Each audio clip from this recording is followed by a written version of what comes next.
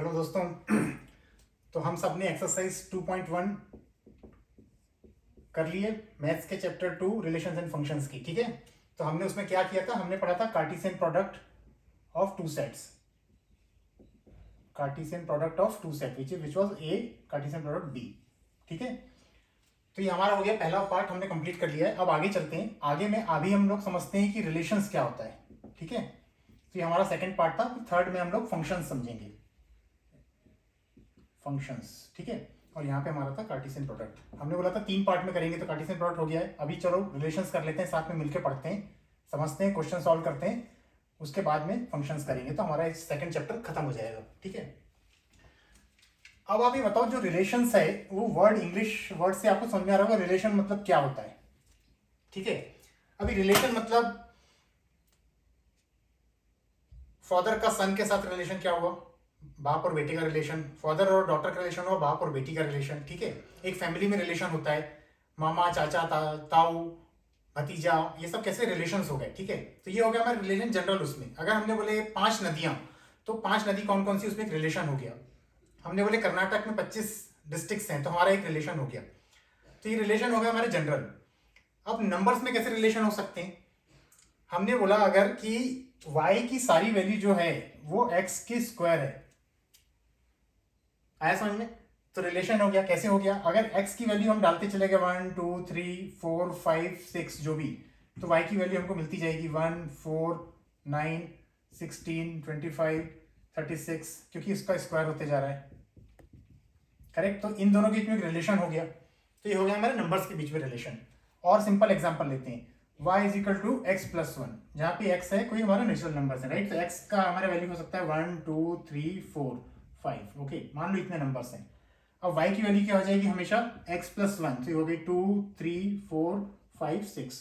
तो इसके बीच में एक रिलेशन हमने स्टेब्लिश कर दिया है। करेक्ट, तो जैसा हमारे बीच में रिलेशन होता है, मतलब एक फैमिली के बीच में जो रिलेशन होता है, वैसे नंबर्स के बीच में भी हम रिलेशन बता सकते हैं। तो ये जो हमारा रिलेशन है वो ऐसे ही कुछ है। अगर आपको ये रिलेशंस समझ में आ गया तो ये बहुत इजी है और बहुत आसानी से समझ में आ जाएगा। ठीक है, तो एक एग्जांपल लेते हैं। पहले मैं जनरल रिलेशन का एक एग्जांपल लेता हूं ताकि अपने को क्लियर हो जाए, फिर उसके बाद में हम नंबर्स के रिलेशन करेंगे। ठीक है, मैं यहाँ पे 2 सेट बना रहा हूँ, सेट ए और सेट बी। अब आप खुद बताओ इसमें कोई रिलेशन है कि नहीं है। ठीक है, यहां पे मैंने लिखा राजा दशरथ, फिर मैंने लिखा गॉड राम, ठीक है, एंड देन लक्ष्मण। ये सारे हमारे मतलब हिस्ट्री में है, राइट, किंग्स हैं। अभी ओके, मैं रिलेशन कुछ नहीं बताता अभी। ठीक है, अभी हमारे 2 ही सेट बना रहे हैं हम केवल। यहाँ पे बहुत सारी रानियों के नाम है। ठीक है, तो है कौशल्या, फिर है केकई, उसके बाद में है सुमित्रा, फिर है सीता, और उसके बाद में है उर्मिला। अब आप बताइए सेट ए से सेट बी के बीच में कोई रिलेशन स्टेब्लिश हो सकता है क्या। तो अगर आप ध्यान से सोचो, थोड़ा सा हम पीछे जाते हैं, रामायण के बारे में अगर याद होगा किसी को तो आप ये देखो, जो राजा दशरथ थे उनकी 3 पत्नियां थी, कौशल्या, केकई एंड सुमित्रा। तो ये तीनों के बीच में रिलेशन हो गया। तो सेट ए का सेट बी से कुछ रिलेशन हो गया, राइट। इसको हम बोलते हैं सेट ए से सेट बी के बीच में कोई रिलेशन है आर। ये जो राम है भगवान, इनका सीता से रिलेशन है, लक्ष्मण का रिलेशन है उर्मिला से, राइट। तो इस तरीके से हस्बैंड वाइफ है। तो आप देखो इस तरीके से हम रिलेशनशिप स्टेब्लिश कर सकते हैं सेट ए और सेट बी के बीच में। ठीक है, इसको बोला जाता है रिलेशंस। क्लियर है। अब इसको हम आगे में नंबर फॉर्म में भी पढ़ेंगे और इसको कैसे लिख सकते हैं वो भी पढ़ेंगे। अब आप ये देखो कि अगर हमने जब भी रिलेशन बनाया, ओके, अगर हम कुछ नंबर वाले का ले लेते हैं तो थोड़ा इजी पड़ेगा। ठीक है, आपको ये रिलेशन समझ में आ गया। अब हम कोई नंबर्स वाला कोई ले लेते हैं डायग्राम। ठीक है, तो हम ले लेते हैं एक सेट ए, एक सेट बी। यहां पे हम लेते हैं 2 एंड 3, यहां पे हम लेते हैं 4 9 16। ठीक है, अब हमने बोला कि इससे इसका रिलेशन है 2 का 4 से, 3 का 9 से। तो हमने क्या बोला कि ये जो भी x की इसका इससे रिलेशन है, ये रिलेशन a का b से रिलेशन है। रिलेशन कैसा है, x की जो वैल्यू है वो हमेशा y में जब जाती है तो y is equal to x square हो जाती है। ठीक है, तो ये y है, ये x है, तो इसका स्क्वायर करेंगे तो 4, इसका स्क्वायर करेंगे तो 9। तो इसमें हमने रिलेशन स्टेब्लिश कर दिया। ठीक है, तो इसको हम बोल सकते हैं रिलेशन। अब इसको अगर आपने को लिखना है रोस्टर फॉर्म में, तो हम कैसे लिखेंगे, ये हो जाएगा 2 4 3 9। ये हो गया set R, relation between A to B. यार इसमें दो एलिमेंट्स आ गए, और ये रिलेशन कितने भी हो सकते हैं, मतलब कोई अगर हम एक और डायग्राम ले लेते हैं, एक और एग्जांपल ले लेते हैं, सेट ए और सेट बी हो सकता है। यहाँ पे 1 2 3 4 5 है, और यहाँ पे ले लेते हैं 5 6 7 8 9। तो ऐसा भी हो सकता है कि जो 1 है वो 2 या 3 से रिलेटेड है, 2 जो है वो 6 और 7 से रिलेटेड है, 3 जो है 8 से रिलेटेड है, ये इससे रिलेटेड है, और 5 जो है वो सपोज 8 और 9 दोनों से रिलेटेड है। तो ये भी एक रिलेशन हो सकता है, ठीक है।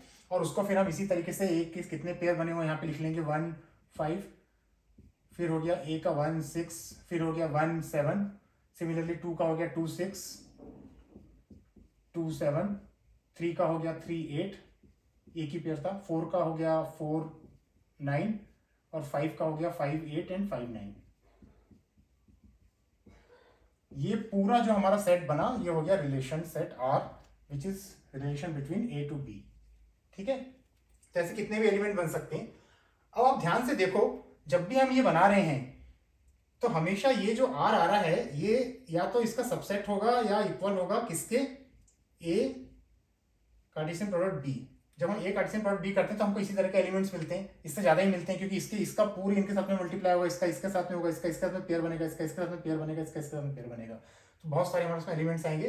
तो हमेशा ये जो है इसका सबसेट होता है, जो हमने कार्टेशियन प्रोडक्ट हमने इसके पहले पढ़ा था, ठीक है। तो इसको हम ऐसा भी बोल सकते हैं कि R is a subset of A cross B, A product B, ठीक है। तो ये हो गया हमारा रिलेशन। अब रिलेशन को अभी हमने लिख लिया ये डायग्राम फॉर्म में, अभी हमने लिख लिया इसको रोस्टर फॉर्म में, इसको सेट बिल्डर फॉर्म में भी लिख सकते हैं क्या, तो हाँ बिल्कुल लिख सकते हैं, जैसे हमने बाकी चीजों को लिखा था। तो इसको हम कैसे लिख सकते हैं, सेट बिल्डर फॉर्म में, ठीक है। अभी इसी को हम चलो सेट बिल्डर फॉर्म में लिख के देखते हैं, ठीक है। तो इसको हम सेट बिल्डर फॉर्म में ऐसे लिखेंगे, relation R is having element A and B such that A belongs to A, B belongs to B, set B, and A square is equal to B, because A का जब हम square करते हैं तो B के equal आता है। तो इसको अब हमने लिख दिया सेट बिल्डर फॉर्म में, ठीक है। अब इसको हम एक्सपांड करते हैं, इसको रोस्टर फॉर्म में लिख के देखते हैं। ये क्या बोल रहा है, ए बिलोंग्स टू ए की वैल्यू ए पहले ले लिया, इसका क्या बोलता है, और b belongs to B, a b हमको फाइंड आउट करना है। लेकिन एक और कंडीशन है, and a square is equal to b, यानी इसका स्क्वायर करेंगे तो इसका रिलेशन है, ठीक है। तो पहला आ गया हमारा 2, 2 का स्क्वायर किया 4, 4 है क्या यहाँ पे कहीं पे भी है, ये 4 है, तो हमने लिख दिया 2 4। अब और कोई वैल्यू है नहीं है। अब हमारा सेकंड एलिमेंट 3, 3 का स्क्वायर किया हमने तो क्या आ गया 9, 9 वैल्यू है, तो इसलिए हमारा आ गया 9। तो ये हमारा आ गया रिलेशन का, इसको हम बोलेंगे सेट रोस्टर फॉर्म में, ठीक है। तो सेट बिल्डर फॉर्म भी हो गया, रोस्टर फॉर्म भी हो गया। तो ऐसे हम कोई भी लिख सकते हैं, इसमें मल्टीपल कंडीशन भी आ सकती है, और उसके हिसाब से हम इसको सेट बिल्डर फॉर्म, रोस्टर और इसको हम डायग्राम तीनों में लिख सकते हैं। और हमने एक और चीज पढ़ा था कि इसको हम प्लेन में भी लिख सकते हैं, मतलब अगर इसको हमको डायग्राम या ग्राफिकल फॉर्म में लिखना है, ग्राफ जब हम बनाते हैं एक्स और वाई कोऑर्डिनेट्स पे, तो उस फॉर्म में भी हम इसको लिख सकते हैं, ठीक है। अगर ये सारे नंबर्स हैं तो अभी आया 2 4 3 9, तो 1 2 3 4 5 6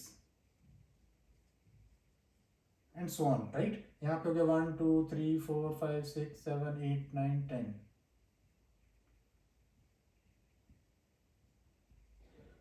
थोड़ा छोटा छोटा बना रहा हूं मैं। अब 2 4 2 4 मतलब यहाँ पे आ गया ये पॉइंट,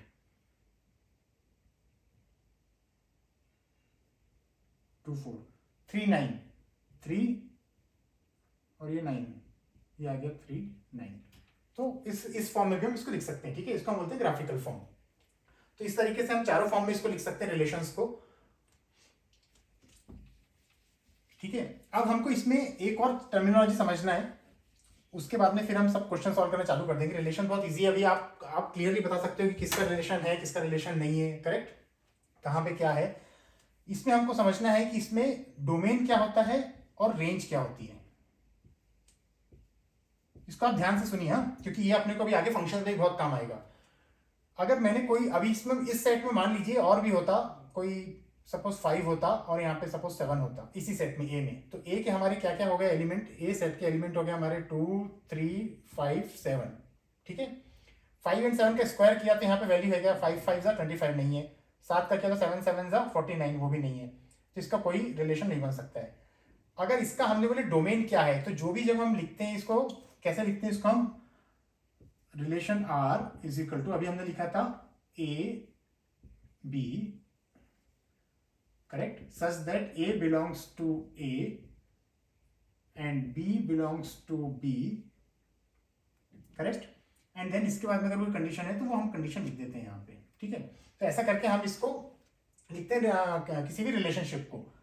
अब यहाँ पे जो हमारा रिलेशनशिप है, तो इसमें जो भी हमारे जो ए के एलिमेंट इसके साथ में पेयर बनाते जाएंगे उसको हम कहते हैं डोमेन। तो इस केस में क्या हुआ, 5 का और 7 का किसी से रिलेशन नहीं है, तो अगर इसको अगर हमने रिलेशन फॉर्म में लिखा, सेट बिल्डर फॉर्म में लिख लेते हैं इसको, तो ईजी पड़ेगा। ये हमारा हो गया 2 4, ये हमारा हो गया 3 9। तो इसके जो भी जो फर्स्ट एलिमेंट हैं इसको हम कहते हैं डोमेन। क्या हुए, 2 और 3, इन दोनों का कोई रिलेशन ही नहीं है तो उसको छोड़ दिया, ठीक है। तो जब हमने रिलेशन का जो भी हमने सेट बिल्डर फॉर्म में लिखा, किसी भी हमने फॉर्म में लिखा, तो इसके जो फर्स्ट एलिमेंट्स हैं जो कि सेट ए के पार्ट हैं, सेट ए के बच्चे हैं, उनको यहाँ इन बच्चों को यहाँ लिख दो, ये कहलाता है डोमेन। बहुत सिंपल है, ठीक है। और जो भी सेट बी के थे उससे जो रिलेशन बना के उसके जो भी उसका रिलेशन में थे वो यहाँ आ जाएंगे, और उसको कहते हैं हम उसकी रेंज 4 और 9, उसमें 16 नहीं आएगा, ठीक है। तो बहुत सिंपल है, याद रखो कि जो भी पहला वाला हम ए का रिलेशन बी से कर रहे हैं, तो ए के जो भी एलिमेंट्स हैं जिसका की रिलेशन है, एस्टेब्लिश है बी के साथ में, वो कहलाते हैं डोमेन। बी के जो भी एलिमेंट जिनका की कोई प्रीवियस रिलेशन है किसी के साथ में, वो कहलाते हैं रेंज। बस इतना याद रखना, बहुत सिंपल है, सिंपल डेफिनेशन, ठीक है। और बाकी जो भी एलिमेंट है वो नहीं आएंगे। तो डोमेन और रेंज क्लियर हो गया, जिसका जिससे रिलेशन बन रहा है वो डोमेन, दूसरा वाला हो गया उसका रेंज, ठीक है। इसका नाम भी हम बदल सकते हैं, तो डोंट गेट कंफ्यूज। समटाइम्स ऐसा भी हो सकता है कि बी का रिलेशन बताओ सी से, तो कोई बात नहीं, तो अब बी के जो एलिमेंट होंगे वो हो जाएंगे डोमेन, सी के जो एलिमेंट हो जाएंगे रेंज, जो उसके रिलेशन में आ रहे हैं, ठीक है। नॉट सारे एलिमेंट, केवल जिसका रिलेशन है।